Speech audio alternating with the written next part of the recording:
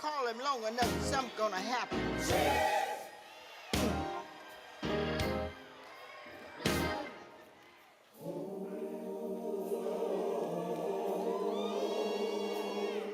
I see somebody getting delivered. I see somebody getting blessed. I see somebody getting a breakthrough. Just on that mighty name of Jesus. Somebody needs to throw your head back and say, oh, oh,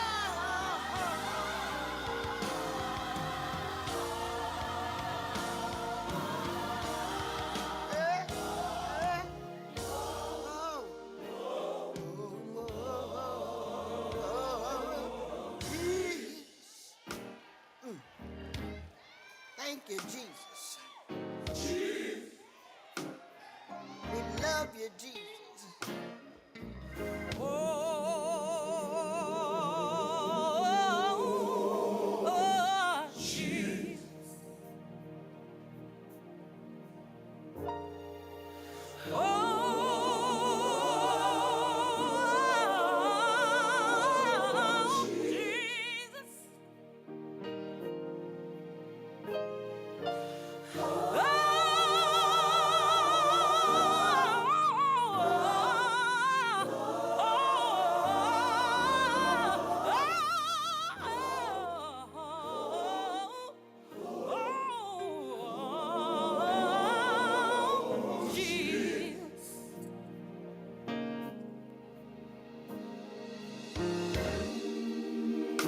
We adore you, Jesus.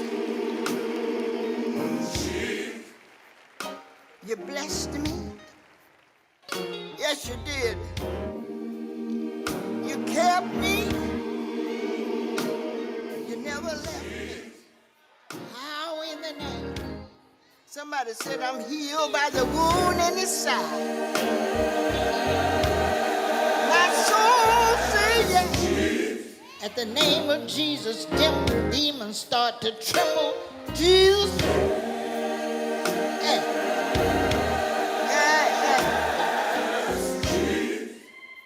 Let me tell you what happened when you called on Jesus. Demons tremble. At the name of Jesus. Yes, they do. Yes, they do. Yes, they do. Yes, they do. Yes, they do. Who are we talking about here? Who are we talking about here? Talking about Jesus. I want to ask you something. Do you know him? Do you know? Not only that, have you tried him? Have you tried? Well, if you tried him, do you have a report? Ain't he all right? He all right. All right. All right. All right.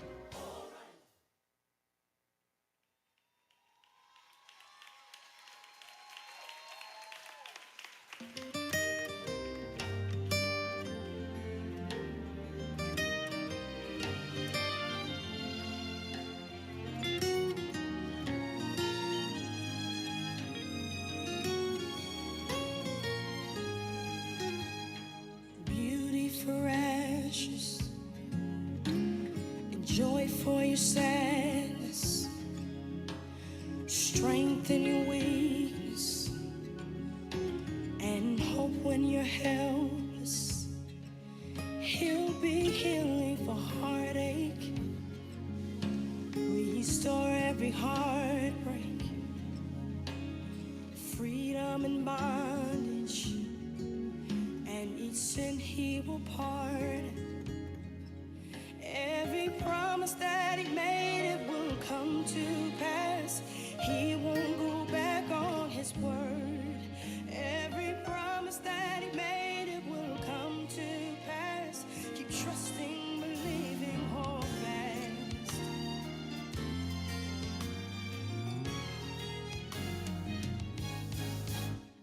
Supplying the hard times, the light in your dark nights, faith in the valley, and a friend when you're lonely.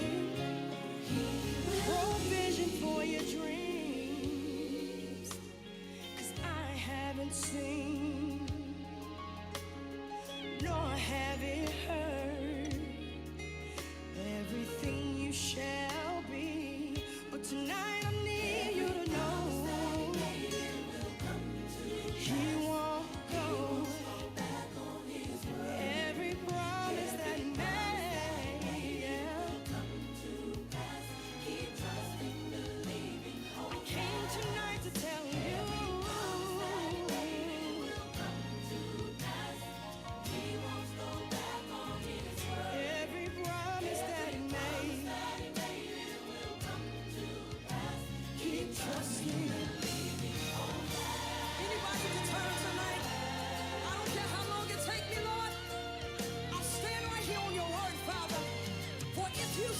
That settles it.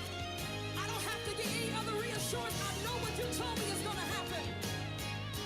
Listen, he is not a man that will lie. If he said it, he will provide. Just keep holding on, count it all joy. For in this season, the harvest will be yours. It shall come to, it shall.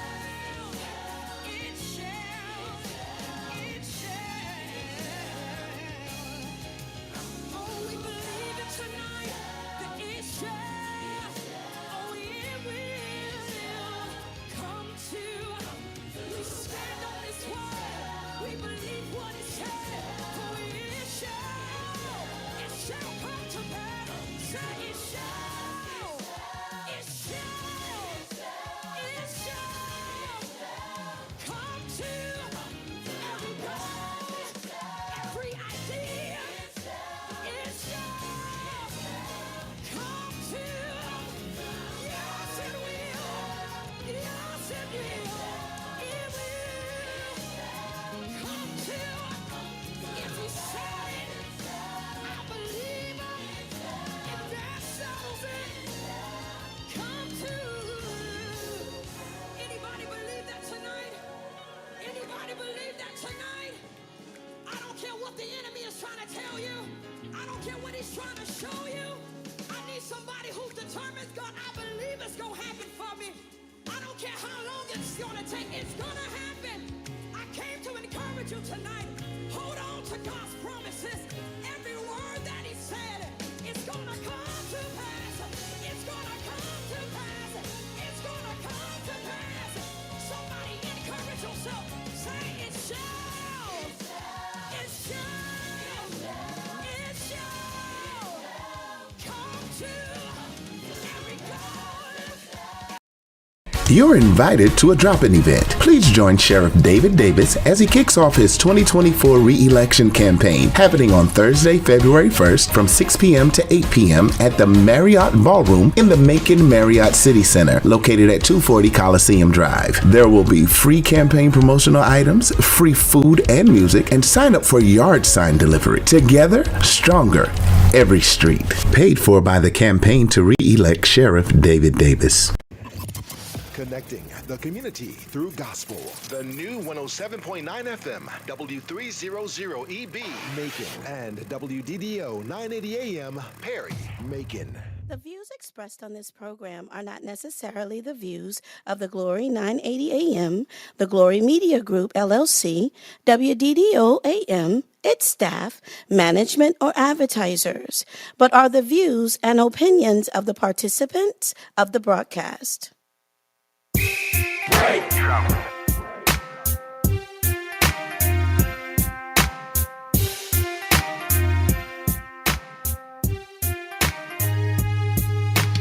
Ask Elaine, better ask Elaine. Ask Elaine, better ask Elaine. Ask Elaine, better ask Elaine. Ask Elaine, better ask Elaine. Okay, ask Elaine. Good afternoon and welcome. You know it's Wednesday, it's 3:00, and you know you're in the right place because you're here with yours truly, your voice, Commissioner Elaine Lucas. We have a very, very special guest today. We're going to talk about a lot of different topics, and in weeks to come, you're gonna our forum here will be graced by women who are in leadership positions. We've already had Baldwin County Mayor, not Mayor, but County Commission Chair Emily C. Davis. We also we're expecting to have the Mayor of Milledgeville, Mayor Copeland, who is Black, a female. We are going to get her just since she's got so many hats that she wears that we have to they have to work us into their schedules. We also plan to have the Mayor Patrick, LaRonda Patrick, who is the black female mayor of Warner Robins, Georgia. Gordon also has a black female mayor. And there are many, many black male mayors, and we do plan to let you meet them, talk with them, let them tell you about the wonderful things. You've already talked some weeks ago with Mayor Joyce Denson, who's the mayor of Toomsboro, just doing an outstanding job for the city of Toomsboro. So we want to show you what your leadership looks like, and we want to let you know that these people are providing the leadership in their communities, and we need you to know that you need to support them. Which leads us to our very special guest today, who's none other than a former water board member, former Board of Tax Assessors member, the one and only Mr. Herbert Denard. I won't call you last name. It was Herbert Denard. Thank you, Little man. Herbert, for joining us today. Thank you. I'm happy to be here with my And good since friend, today, yeah, for a Elaine long Huckabee time. Lucas. Yeah. Herbert has been a mainstay in this community for so many years, and we are so happy that he was able to fit us into his schedule because he can address a lot of issues from a lot of different standpoints, not only from being an elected official and an appointed official, but being a community activist and working to make this community a better place. And he's never, in all the years I've known him, he's never stopped. He's never changed that focus. He tells you what he thinks, which is a good thing because I don't want anybody hiding what they're really thinking. Tell me up front so I'll know whether to hook up with you or not hook up with you. We want to welcome Pastor Lisa Watson, who joined us at Macon City Hall on yesterday evening. She's the coordinator of the Evangelical Ministers Alliance, and we just want to congratulate her and her co-chair, Dr. Butler, who have led many of the events, Herbert, that have taken place as far as honoring Dr. King, keeping his memory alive. And so we want to welcome her, as well as those who've joined us on AM, FM, and of course, those of you who are right here on the Glory Live with us. Welcome, welcome, welcome. We want to thank our sponsors. We want to salute the organizations that were organizations of the year. We presented plaques on yesterday at City Hall to Macon Black Culture. We also presented a plaque to Organization of the Year, the Mentors Project, and June O'Neill. And we also presented a plaque to the Evangelical Ministers Alliance for their work in all of these years. And I think Evangelical Ministers Alliance has been our organization, the Martin Luther King Board Organization of the Year for, I know, 10, 15 years. The Mentors Project has been our organization of the year for that many years. And then this year, for last year, for 2023, we recognized a newly formed organization of many young people who are activists in this community who are doing great works. They hooked up with George Muhammad for Juneteenth, and they sponsored last year the first Juneteenth parade in the downtown area, and they're planning already for the next one, which comes in June. So we recognize them along with Mayor Miller presenting. We handed the plaques to him, and he presented them to those organizations, thanking them for their work on keeping the life and the works of Dr. King out front. And we want to thank all of you who have taken part in those events. They're not over. We want to welcome my sister Nita. And she says the King festivities were wonderful. Great job.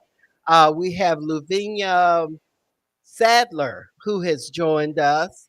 And so we welcome all of you. If you have joined us on AM, FM, or if you've joined us live here, we thank you so very much. But thank also the organizations that have been a part of keeping this community going and keeping the celebrations going for all of these years. Um, Herbert, as we have other folks who come on the chat, we'll call their names because we want people to know who these folks are. But Herbert, what are your thoughts on the King celebration? I think it was marvelous. They had people from all sides of town, as always, coming down to City Hall and marching. A lot of young people. I'm not going to say it's a drawback, but the older people, I guess I'm in that crowd now, You think? are not walking. And Yeah. so sometime when the ministers was trying to get them to sing some of the old hymns of the marches, they didn't know them. I just noticed that. And I looked around and looked around, and the reason that this was happening is that most of the people my age, I'm 78, and people in that era are not walking. You know, they can't get out there and they can't hump it. Yeah. And so the people that would, the ministers was trying to get to sing the songs and have them come in and join in, and they was kind of fumbling through the words. So the ministers ended up doing some old religious songs and singing part of that, and then they got involved and they knew more about it.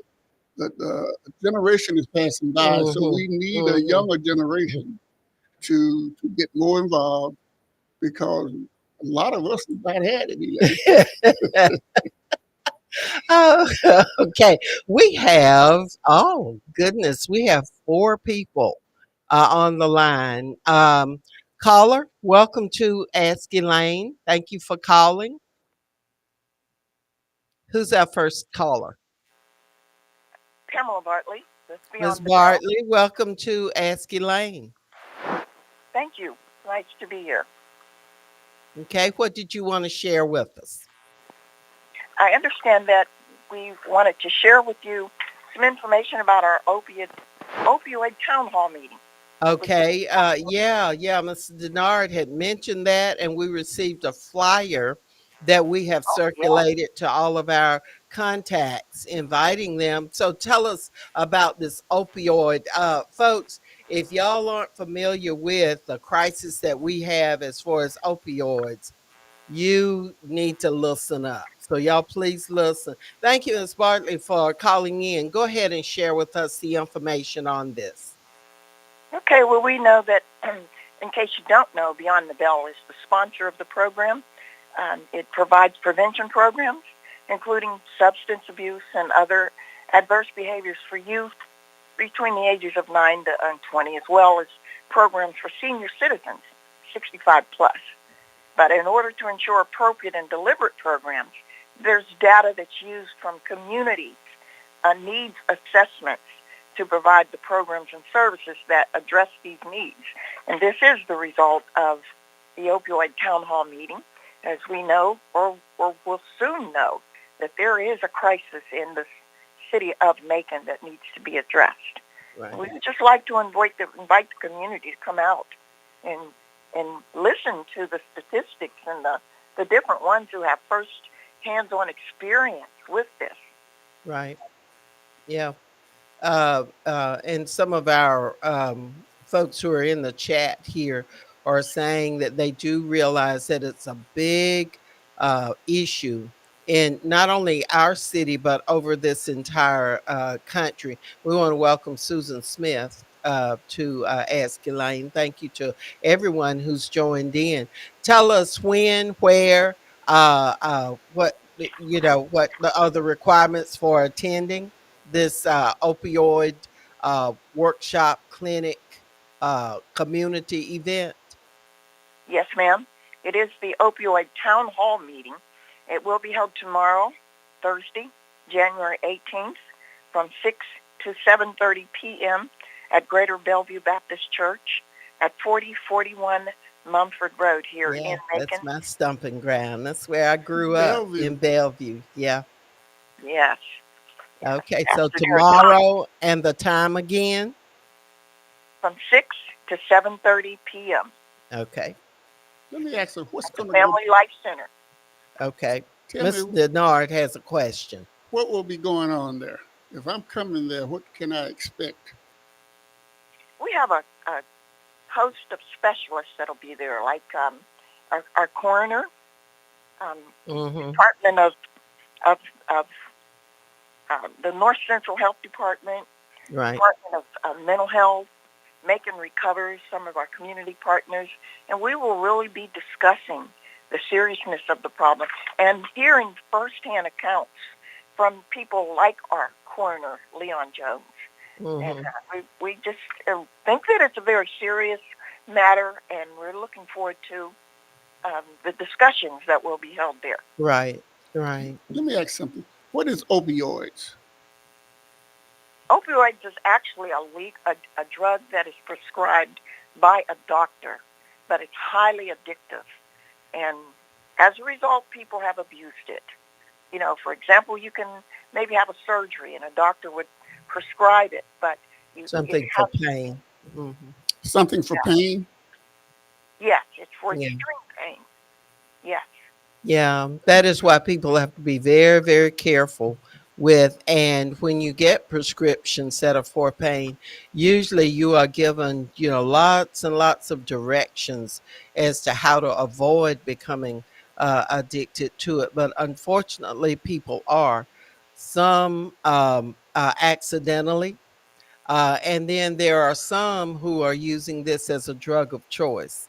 And we're having many, many of our folks, our citizens, to die as a result of opioid use. So we certainly want to encourage people to come out. Patrick Davis has joined us. Thank you, Patrick, for joining us. And he has posted in the chat some research information for those who've joined us there on the opioid crisis. The federal government and state government have finally realized that opioids is a really serious issue, a serious problem, and they're directing funding and programs toward coming up with some solutions to it. It's just a shame that it took so long, but what happened was I think it drew a lot of attention because so many young white males were dying as a result of opioid abuse and overdose. And there are just a number of things that have been put in place.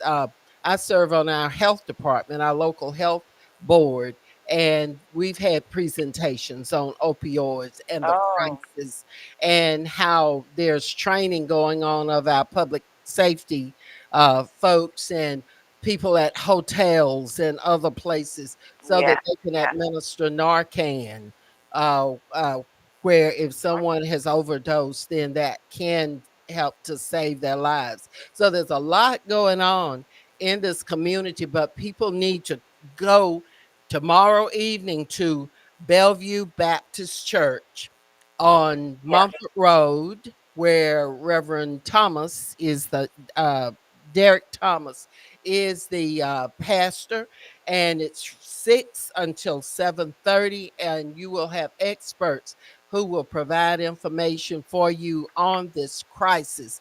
It as if yes, we ma'am. needed one more thing, but we've got Yes. to deal with it, and we appreciate the organization being willing to work. Do you have any final comments that you'd like to make?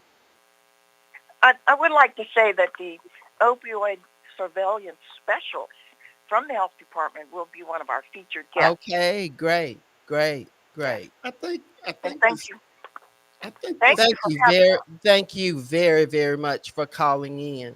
I think this started off with a lot of white people was using it. Now I understand a lot of blacks have got into Yeah, taking yeah, this drug, and it's really a bad situation for it. And Leon Jones told us a while back that I think it was 25 or 26 people died from yeah, overdoses from it yeah. last year in 23. And one of the things that these drug dealers are doing is mixing a whole lot of stuff, is what we've been told.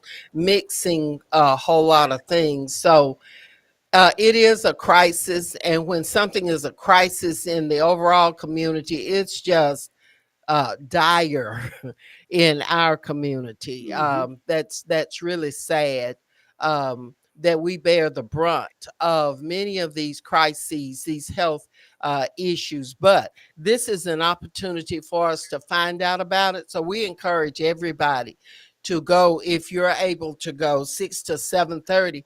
I feel certain this is going to be streamed, so someone will you'll be able to, if you can't attend it, you will be able to. That's, I think, the way that I'm gonna. If I can't make it, I'm gonna find the church and see if they are streaming it live, so that I can get the information. So thank you, Ms. Bart. Was it Bartley? They call. Okay. Do we have a second person on the line? Is Miss Wright on the line? Miss Davis? Okay, I guess we lost those folks. But if you called in and you weren't able to hang in there, if you would call us back, please, at 478-250-1444. Pastor Lisa is on with us. Dr. Butler is on with us. Patrick Davis, our stats man, our research person, is on with us. Lavinia Sadler is with us. Um, and she says they'll have information on the treatment for opioid addiction, and we'll discuss how it affects our community. So, this is something, if you're concerned about these different health issues and social issues, you'll want to attend these things.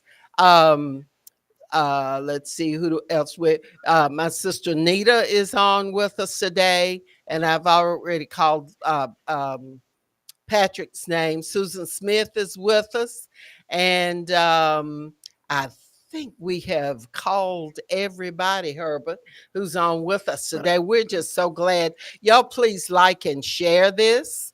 Okay, we do have our caller back. Caller, welcome to Ask Elaine. Elaine, Yes. um, this is Lavinia Statler, and Yes. I'd like to thank you and Mr. Denard for giving us this opportunity to share with this important news, Yeah. because the news, it is hot and Yeah. we need it. Yeah. And each Yeah. each community in Macon and Beale need this information. Maybe it's something would be said and done that we could take back into our community to save someone's life. Uh-huh. Uh-huh. And Well, we thank you, and it's our pleasure. That's what this program is about, to bring about more information, and people always get smarter. Anytime they yeah, listen to Ask Elaine, they're going to learn some information. They're going to find out what's going on in the community. If we know it, we're going to tell it, and you get yeah, smarter because then you will know it. But thank you so much for your involvement in this. And we will try to see you at the program at Bellevue Baptist Church at 6 Tomorrow. p.m. tomorrow, Thursday. So, those of you who are keeping your calendars, put this on your calendar and be there. An hour and a half to learn how you can help to protect your community. Herbert, I want to know, do they have refreshments? I like to go to places that Herbert have always wants to refreshments. know if there are refreshments. Yum, yum, eat them up. Are there we refreshments?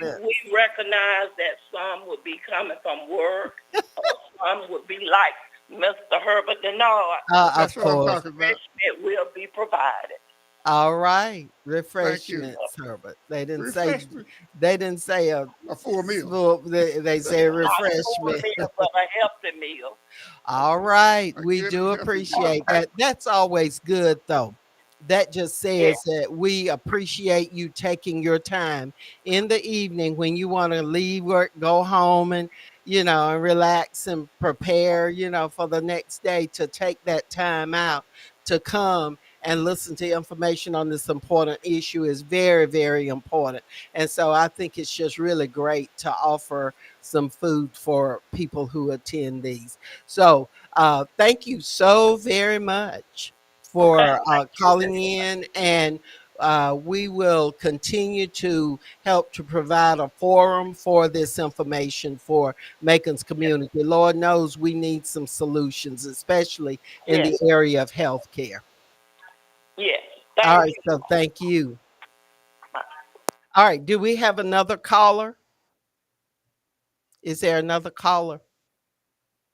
All I would right, like to Herbert. I would like to add. I was at that program yesterday, and I heard Dr. Butler and Which program?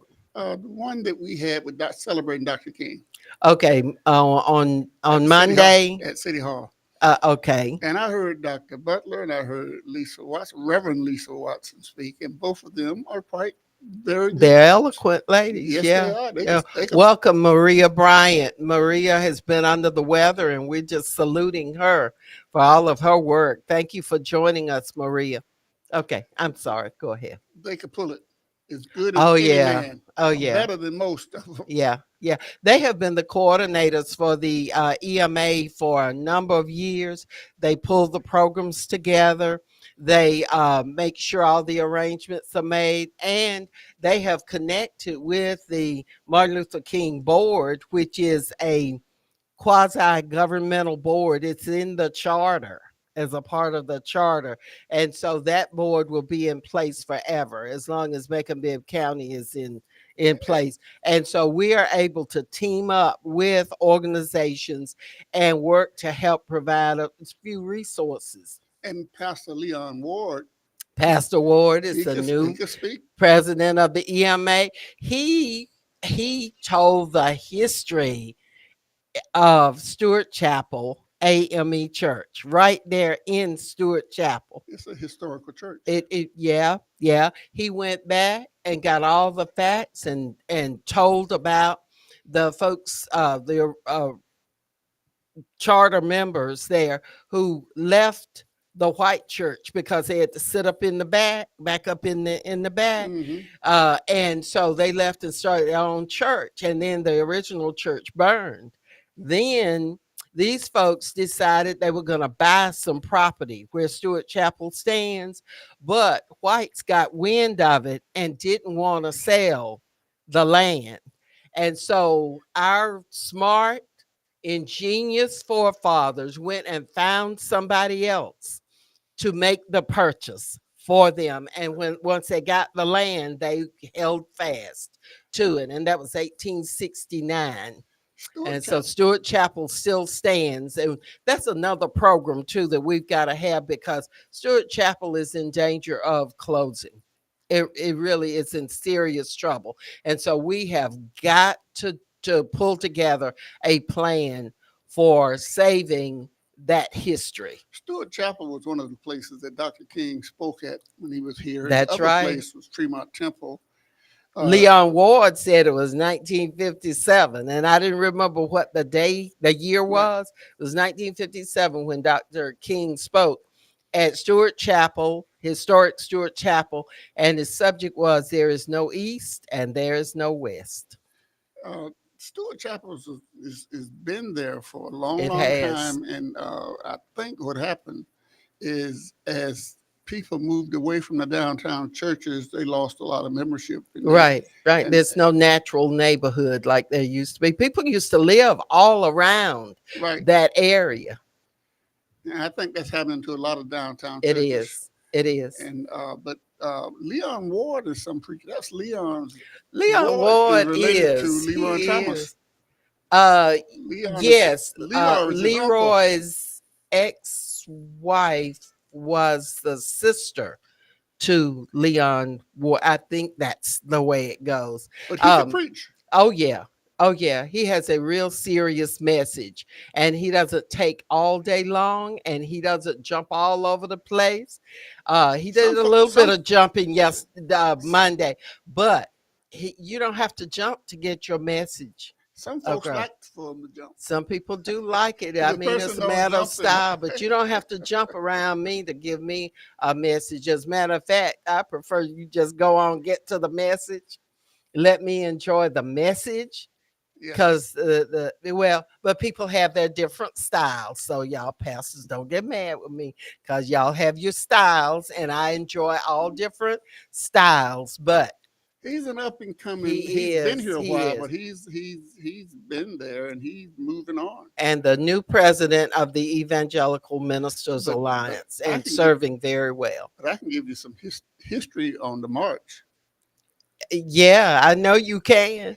The first marches here on Dr. King's in celebration of Dr. King, who led it was Herbert Denard, Billy Young, and Frank Johnson. Right, you're right. And later on, the Started ministers. Frank Johnson, which was then it was Unionville Recreation Center It then, wasn't even a center then. Huh? right? And Charles Dudley Charles Dudley introduced was something involved. to change the name Right. to in honor of Frank Johnson. Yeah, That's I how it started. signed on to that and Right. voted for it. But Frank was a remarkable person. Yes. And Billy Young, a lot of people have forgot about him, but Billy Young was involved, the singer. Right. He was Right. involved, and I was involved, and we started the first march. Yeah. And later on, ministers joined in, and I told Billy, ministers should just get in the line and join in and, Right. and follow us. And the minister said they was not going to follow a layman. And so Billy Young Well. said, Billy Young said, let them march, let them have it. If this would bring people together, this was after the third or fourth march. Right. And Reverend Gamage, the guy at New Hope, J.C. Carter was the big person that got involved and picked up the thing and carried it. Right. Reverend Gamage from New Pleasant Road and Reverend J.C. Carter from New Hope. Right. They were the first ones to pull it together. And Frank Johnson and Billy Young and I was in there. But we marched 3 or 4 years before that happened. Right. Right. You're absolutely right. And I'm just so pleased that we're still doing this, that more organizations are joining in, more younger folks are joining in, because Dr. King's life and legacy and his ideals are still relevant. Some people say, oh, all that marching is too late. It is symbolic of our resolve to ensure our freedom. And if we don't show some signs, then people will think that it's okay for them to take away our right to vote. And it's okay for them to kick us out of college. That it's okay to eliminate activities or requirements that help us to get to where we need to be. Affirmative action was what I was searching for. So we have to continue these things because it's all still relevant, and there is still a movement to push us back to slavery, including putting our young folks in jail. And let's then move. That's a good segue to what you're doing in the Bibb County. Sheriff David Davis has worked with you, teamed with you. Tell us about that initiative that you're doing with the Bibb County Jail. When we first started off trying to encourage people to stop the violence, because so many people killed in the Black community by us. And last 2 years ago, it was 70 some people died. We have brought it down to about 45 or 50. Sheriff Davis has worked with us in every way he could. He allowed me to go to the jail once a week and talk to the inmates, telling them that one of the things, Central Georgia Tech has so many programs available that welders could make $40 and $50 an hour, and they could go free. You don't cost anything. And so we are encouraging people to get a job that pays some money and make yourself well, a you living. know that, and I know this is my opinion, but it's Ask Elaine. I see so many people who are out there talking about that the sheriff hadn't done this, the sheriff hadn't done that. And I just am so disappointed because a lot of this is misinformation. and Most of it is. a lot of programs that are going on. People don't have time to jump out there all the time and say, look at what I'm doing, look at what I'm doing, hey y'all, look at this, look at that. They just do the work. And so what we do here on Ask Elaine is try to provide you some insight for you as to what is actually going on. A lot of people say, well, I didn't support Lester Miller. I don't like Lester Miller. But Lester Miller has gone into place, and a lot of the things that we as Black elected officials have been pushing for and begging and pleading and fighting for years and years and years, he's implemented those. Whatever the reason, I don't care what the reason is. If he's trying to convince us that he's worthy of another term, fine. If he's scared and he wants to put in place some good programs, fine. I don't care what the reason is. What I want is for him to continue doing that and spreading all of these millions of dollars around in our communities to help us, because it's our communities that have these old rundown, burned out houses next door, devaluing your property. You're trying to keep yours up. Somebody else got a property next door to you with rats and roaches and snakes and everything else, and cats and dogs, and people setting fires in them and stuff. 650 structures have come down during this administration. And so that is worthy. That is something that needs to be continued, and we have to tell the truth. Let me say this. One thing I like about Lester Miller, there are some things I don't like. Yeah. But the one thing I like about Lester Miller is kind of paranoid. I like Lester Miller got the warming center where people could have two people froze to death. Right. And I was with Sister Teresa at daybreak today. Mm-hmm. They opened their place last night because it was so cold, 16 degrees. Yeah. And they had a lot of people there just slept on the floor at her place. She was the speaker at the Martin Luther King breakfast on Monday morning too. But the people, it was so cold last night that so she allowed them in. Lester Miller's part I like about Lester Miller, he opened the warming center, and people can go there and they can stay there. But it's not big enough. But what I like about Sister Teresa, she's building a building that will hold about 80-some people. Okay, she has received grant funding, which is going to allow her to be. It's a lot of it's our money. We're helping with this, y'all, and some is other money. Right. So the basic thing is, she said set up the mechanism. Yeah. Sister Elizabeth. She says she has a dream. Right. Uh-huh. And she says another way, she said, we have a dream. Right. And what I like about her, she included the people that started it. Absolutely. And she's working with the people. She gives credit to all the people around her. But the bottom line is you would have a building that could house and keep people there, about 80 persons in there. And housing is a real issue. It's a real issue. It's a real issue for folks who what has happened is rent has gone up so high that a person you can't find a place to stay. Right. And then you have poor people that don't have nothing and they're sleeping in the street. Some of them got drug problems, some of them got other problems, but they are outdoors. There is a shortage of housing. That is documented. Right. That there's a shortage of housing. There's a shortage. There are several hundred people who are living in hotels, extended stay hotels.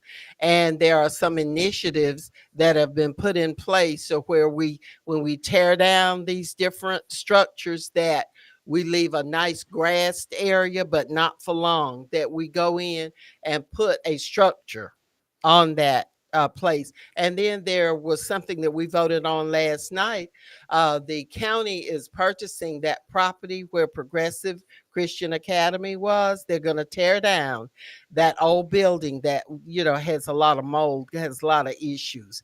But the gymnasium that was Progressive's and the church that was, Gail Smith's church. Those are going to remain because they're saying those are structurally sound. But the plan is, and the hope is, to replace that unsafe, dangerous structure there with affordable housing. And it's going to enhance the Pleasant Hill area and provide some additional housing for a certain number of families. That is just so important. So that's another thing that your commission, your mayor and commission, supported and pushed and approved yesterday at the commission meeting. When I first returned from the Marine Corps in 1967, I rented an apartment, a duplex to live in. It cost me $50 a month. Mm-hmm. Now, you can't get in a duplex for $50 a month. You can't get No, in $100, not no, $200, not no. $300. Most of them are paying $800 and $900 rent under normal conditions. Mm-hmm. It has grown so fast that a lot of people cannot afford them. Right. And so we got some real issues. I don't know. It's not only in Macon, Georgia, but it's all over. It's all over. It's all over. So Yeah. I don't know the answer to it, but I like the warming center for people that are homeless. Right. I like what Sister Teresa's doing down there. Right. And her team of finding places to stay. But we have some real issues for us finding homes and places where you're out of the weather. Right. They tear down a lot of times. The city goes and tear down their houses. But as soon as they tear them down, they move them to another location. And because they cannot afford rent of 8 and 9, that's right, sometimes 12 and that's 1,300. Right. That's right. And that's so right. That's a problem that we face not only in Macon but all over the country. It is. There are a lot of people who have gone into that business of coming in to communities, fairly stable communities, and where there are properties that nobody's living in, or maybe the older folks have passed on and the family is delinquent on tax. Might be a number of different situations, but these companies come in and buy these properties and just give you the bare minimum for your property. You sell it, and then they take it and fix it up a little bit, and then they rent it. It's no longer owned by a family. Right. And then they rent it out, and the rent is so high until a family moving into that property, they don't have enough money that they can put ahead toward paying the down payment, closing costs, and stuff for purchasing a home. So, really, this whole new business venture that people are into, and I think a number of people have called me and they say every day they get a card or call in the mail, somebody trying to buy the house that they're living in. Right, I get them. And they want to give you the bare minimum, and then they take it and they jack up the rent. It's no longer a home owned property. It is now rental property, and generally that lowers the value of an area too. So anyway, that's one of those things that's a real concern. But Macon is doing it now. Are we doing all that we can do? No, but at least we're making an effort. What I'm really concerned about, you have been stable, you've been consistent as a commissioner. You are leaving. I'm not so sure about the people that's taking your place and the people that's coming in now to serve on county commissioners and all. I find a lot of people, a lot of young people, that they are more concerned about other things rather than trying to serve. Yeah, there are a lot of people who want to have their name on TV. They want to get interviewed. They want to have their picture here and there. But this whole thing of service, that's about commitment and service. And we have got to have some people running for office. I'm a little disappointed with a few people who are talking about running for office, and not that I can determine whether somebody runs or not, but I certainly don't have to support you if I don't think that you're going to work in the best interest of this community. Sure, it's a sacrifice. It really is. I often say, I want somebody that has read James Baldwin.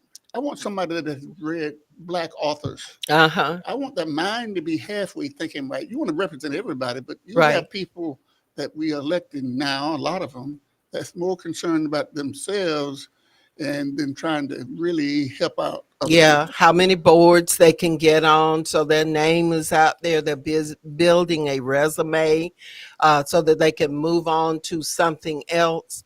But this whole thing is serious business. We are in danger of losing our democracy. And it Absolutely. does matter who we put in office and whether they are Republican or Democrat. I still believe, I know the Democratic Party hadn't done all that they should have done, but you got all kinds of folks in the big tent of the Democratic Party.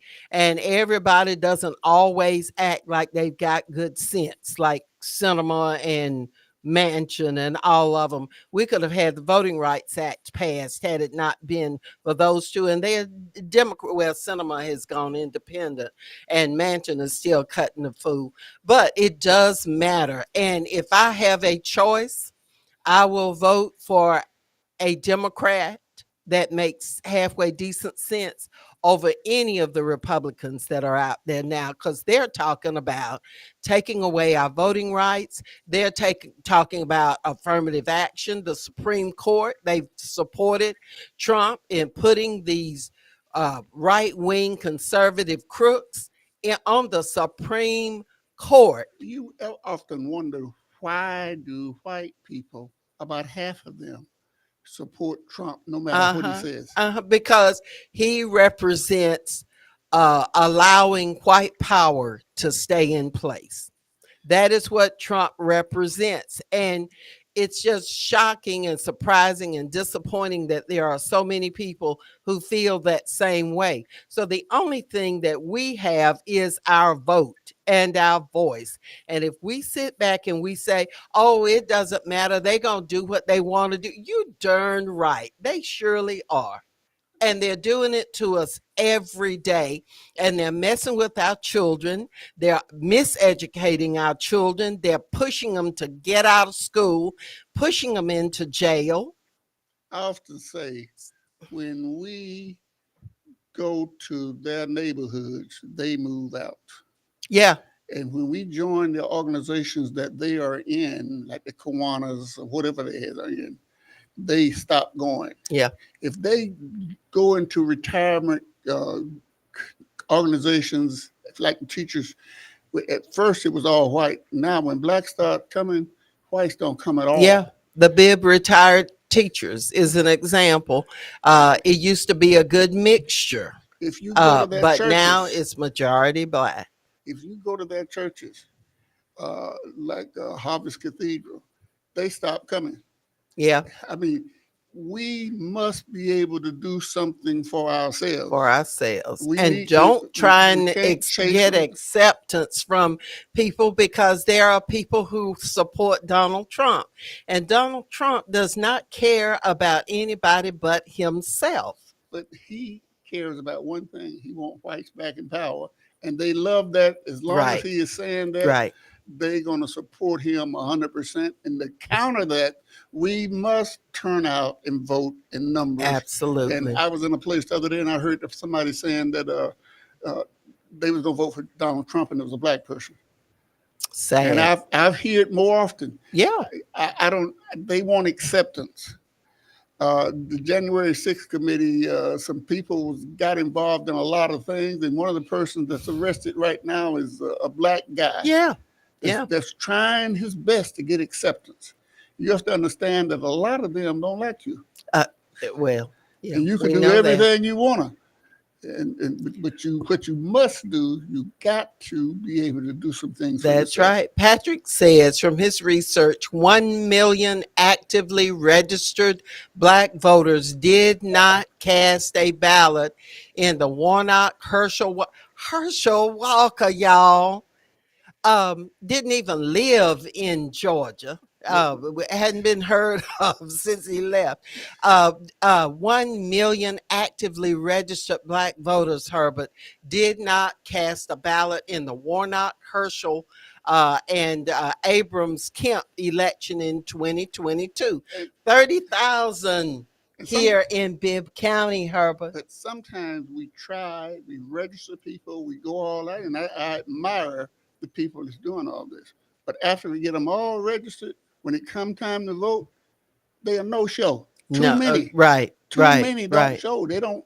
Somehow we are missing something. That's right. We want to welcome local president of the NAACP, Gwinnett Westbrooks. Now that's my person. Yeah, she's a dynamic. And Amelia Riley. She was with me this morning. Uh-huh. When Westbrook at the jail. Yeah, she's making a real impact in this community. And the inmates there, I thought they loved me.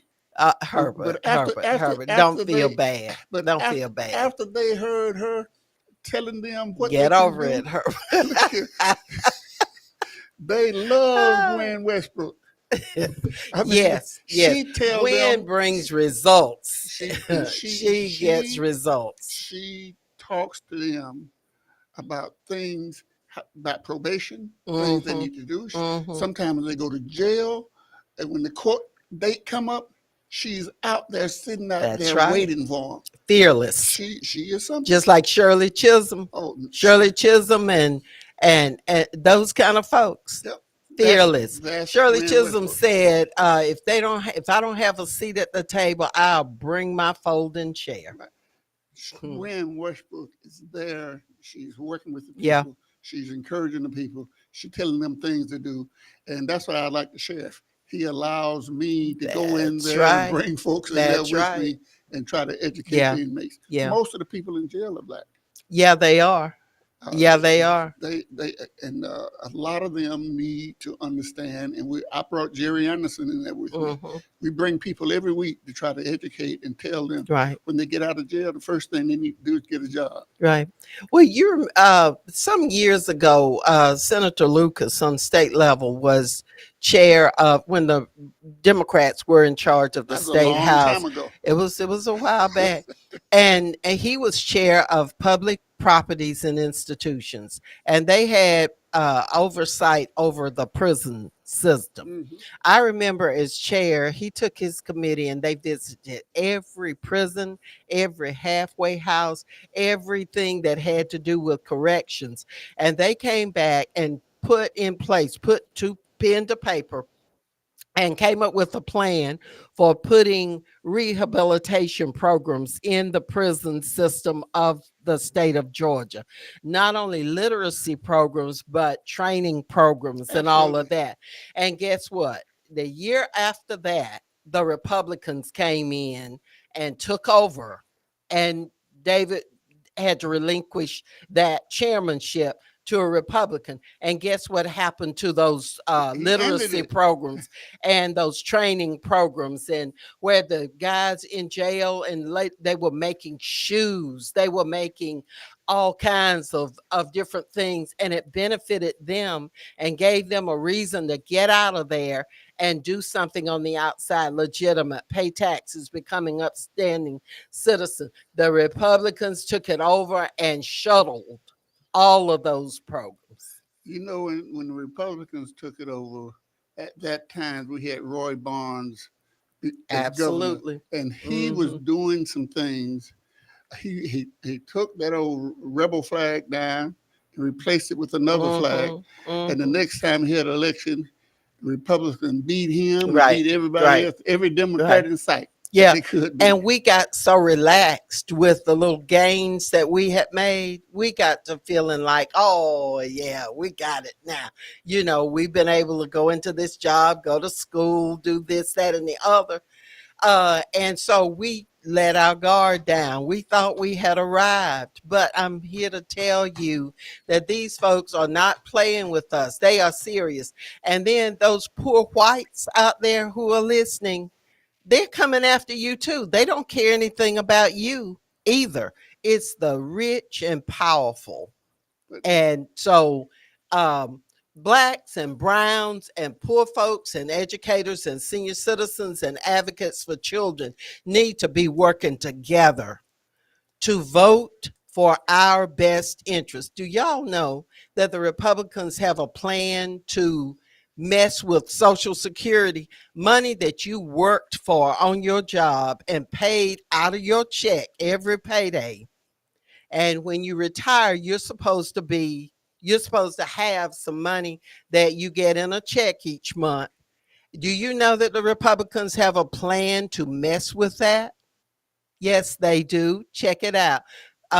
Randy Crawford has joined us. Um, let's see who else. And George Taylor, Reverend George Taylor. We're glad to have him on with us. We haven't had him on in a while, but we're glad to have him. I hope that I've acknowledged everybody. For those of you who just tuned in, you've been listening to Ask Elaine. If you've tuned in on AM or FM or right here on the Glory Live, we want to welcome you to the last 8 minutes of Ask Elaine. Our special guest today is none other than Mr. Herbert Denard, who is just so involved in this community, has been for a long, long time. And we're just so happy that he has joined us as our special guest, along with all of you. I found the answer to some of our problems. What is the answer? Black men and women are not married anymore. Of the people that are married in this country, from Mexicans to whites to Orientals, we are at the bottom. In the 50s and early 60s, black folks and white folks was marrying at about the same rate. Right. But now, black folk ain't married no more. But you know, nobody Black is men- marrying. but- Most groups are not marrying at the rates that they used to. But- But black are folks, at the bottom of the barrel as far as marriage is concerned. They are at the bottom. You're not married. If a man and a wife was together raising their kids together, the chances it of them makes producing a difference. It makes a difference in a healthy family setting. All family settings are not healthy for anybody. Yep. There are some negatives there, but in most cases, when you have an intact family, then the outcomes are better. Patrick has some stats up there. By 2020, these figures rose to 35.8 and 30% respectively. However, in 1970, 35.6% of black men and 27.7% of black women were never married. But by 2020, these percentages had jumped to 51.4% for black men and 47.5% for black women. So you are absolutely right. Patrick has provided your backup. But what I say is, when you marry somebody and you having children, I talk to all the inmates. Mm-hmm. Almost none of them have a man in the house. Mm-hmm. Zero. If we want to correct some of the problems we have, if somehow we could wave a magic wand or something and say, black folks get married, that whole situation that we're talking about will start to change. But and try to get married to the right person. You know, somebody put all who these is. ifs in there, but Yes, we can. But when you marry somebody and you have children, you could have a better chance of your children going into success. You're right. You're right. Than any You other know way. what else people are not doing? And we talked about this a few weeks ago. People are not going to church. The ministers are having a hard time getting people off of the watching, and I'm guilty. I watch the service a lot, different churches, but a lot of people never started going back to church in person. I understand all of that, and I believe you 1,000%. But what I'm more concerned about anything else right now in this world is that marriage will bring the family back, and you'll have some of everything. One of the reasons we are not doing as well, black men, especially men, a lot of the women would marry. A lot of the black men, they can get all the ice cream and cake without getting married, so they don't marry nobody. Yeah. They don't want the responsibility. And there are a whole lot more women out there than, So So y'all if you want to bring the family, you want to bring the family back, you want to bring the strength in the family, let us start marrying again.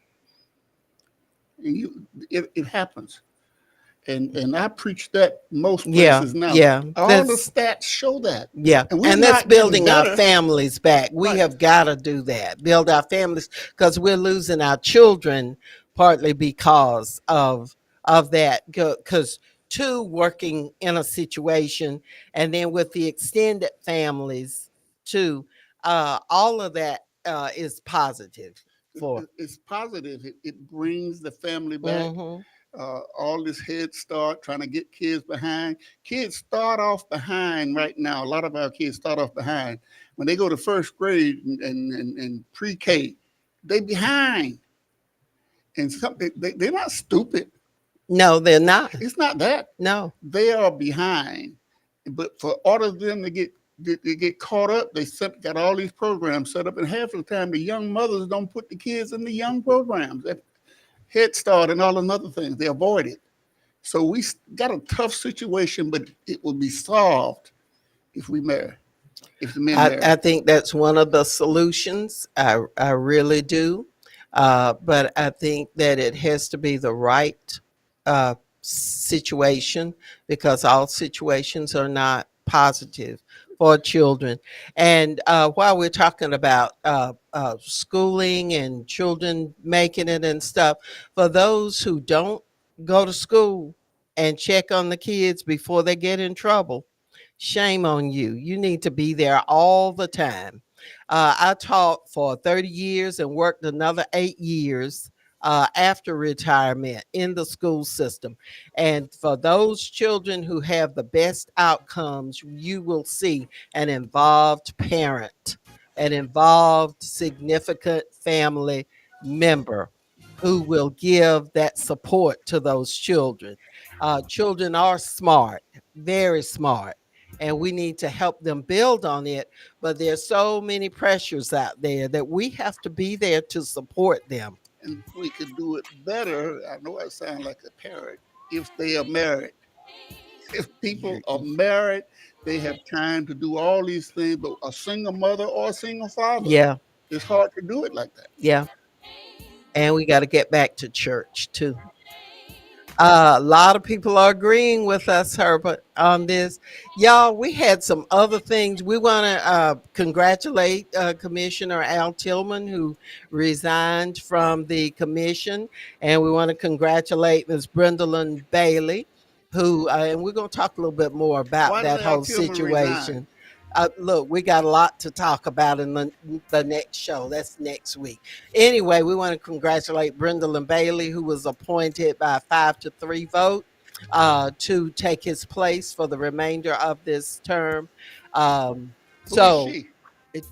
well, anyway, Herbert, we want to thank all of you for tuning in to Ask Elaine today. It's always great having you, Herbert. We'll see y'all tomorrow evening, 6 to 7 at Bellevue Baptist Church. And we want you to make sure y'all check out my Facebook page, because we have a lot of interesting things on there. And we just appreciate you all so very much. So, on behalf of everybody here, Mr. Herbert Denard and myself and WDDO, thank you. And we'll see you again next Wednesday for another edition of Ask Elaine. Connecting the community through gospel. The new 107.9 FM, W300EB, Macon, and WDDO